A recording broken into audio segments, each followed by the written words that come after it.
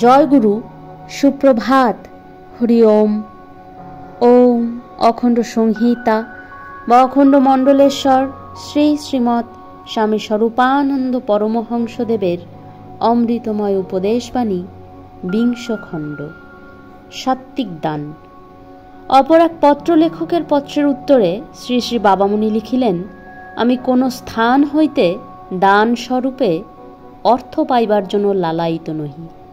আমি চাহি না যে তোমরাও কেহ আমার কাজের জন্য দান সংগ্রহের চেষ্টা করো।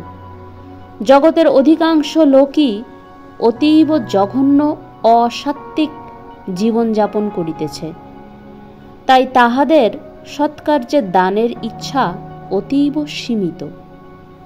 আর কোনো প্রকার বিপদে আপদে পড়িলেই তাহারা সংকট ত্রাণের উদ্দেশ্যে দান করিয়া থাকে। সেই দান দেবতাকেই হোক বা সাধু সন্ত মহাত্মাকেই হোক, স্বেচ্ছায় যে দান এবং সদুপায়ে অর্জিত অর্থের দ্বারা যে দান, তাহাই প্রকৃত দান। এমন নিষ্কলঙ্ক দান তো বাবা আপনা আপনি আসিবে, তাহা সংগ্রহের জন্য তোমাদিগকে আবার চেষ্টা করিতে হইবে কেন? অবশ্য বলিতে পারো যে সাত্ত্বিক দাতাদের অনেক সময় দিবার ইচ্ছা থাকে, কিন্তু খেয়াল থাকে না। তাহাদিগকে স্মরণ করাইয়া দিতে বাধা কি? এই বিষয়ে আমাকে নিরুত্তর থাকিতে হইবে। এই মৌনতার অর্থ সম্মতি নহে, অসম্মতিও নহে। কেহ কিছু আমার কাছে পাইল না, অথচ আমার কাছে অনেক কিছু প্রত্যাশা করিয়া দান করিল, এই দানে বিভ্রাট আছে। আমি দান গ্রহণ করিয়া যদি কাহারও আশার পূরণ না করিতে পারি, তবে তো ঋণী হইয়া গেলাম।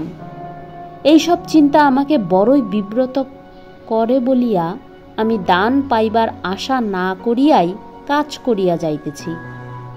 দাতার দানের প্রতি উদাসীন থাকিয়াই আমাকে কাজ করিতে হইবে। কাজ দেখিয়া দান এদেশে খুব কম লোকই করে। অনুরোধে আর উপরোধে পড়িয়াই তো অধিকাংশ লোকে যাহা কিছু সৎকার্যের জন্য দিবার দেয়। এসব দানকে সাত্ত্বিক বলিয়া মনে করিতে পারিতেছি না। সন্তানকে দেখিলে স্নেহবশে মায়ের যেমন স্তন হইতে অবিরল ধারে দুগ্ধ নিঃসৃত হইতে থাকে, আমাকে দেখিলে ঠিক তেমনি যাহার হস্ত ধন ভাণ্ডারে গিয়া পড়ে এবং মুঠি ভরিয়া যাহা পায় তাহা না দেওয়া পর্যন্ত অস্বস্তি বোধ করে, আমি একমাত্র এমন দানকেই সাত্ত্বিক দান বলিয়া অভিহিত করিব।